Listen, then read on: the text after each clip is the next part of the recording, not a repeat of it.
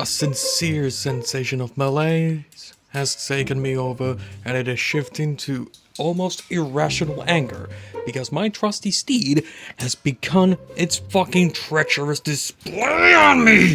The gears, they don't want to work when I want them to work. The first gear, it either shoots at nothingness or then it just goes plunk and suddenly the thing moves. And when the third gear goes either up or down, it can jam. That's fun, that's fine, I can live with that, but not with the back brake just fucking quitting on me. So this thing has become deadly. So I'm left with only one option, trading one fucking death trap for another death trap that inconveniences me with having to pay for it each time I want to use it.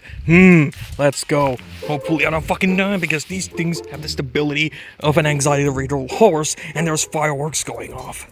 Aside from the fact that this thing's shocks are basically non-existent, making every bump on the way here and on the way home a complete nightmare, that was overall a pleasant journey for now. Let's see how I get home.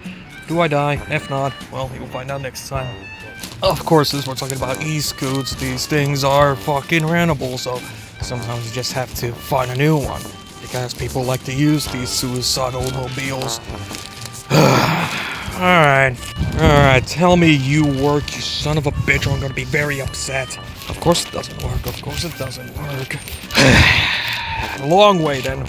Moments like these give you time to self-reflect on the choices you've made that have led up to this moment. I regret going to the sandbox that time when I was 5 instead of taking a swing, because that made me just a little bit too late to get home for that last fucking pudding in the fridge, which I'm certain led to this fucking situation right now. I will forever be late. Those few precious moments. But hey, maybe this amount of lateness means that I won't be hit by a car or shot by a madman on the street. Or maybe this is just the Nexus event that leads me to driving over people on the street or shooting people up in a store. Who knows? Fate is a weird thing, and time seems to be interwoven around that leads to people either being shot or the ones doing the shooting. What am I talking about? I can't never afford a gun. So this means this chain of events means that I am more predestined to be shot or run over by a car than the average. Well, that's good to know. Or than not being. What am I thinking about? Oh yeah, the fact that I'm walking to get to an e-scooter that may or may not work, and that's displeasing me. But if I really think about things I might be late to or jump the gun at, this chain of events might lead up to being, well, lives being added instead of being subtracted. Since this might mean that I get laid arriving in a store one day when I'm in a committed relationship and I want to get contraceptives. Either they run out of contraceptives and I need to go in raw, or then I just don't make it to the store in time and I go in raw regardless. So yeah, unplanned pregnancy. I might be adding more lives to this planet than taking. So yeah, that's worthwhile to think. Is this fucking scoot in the ditch?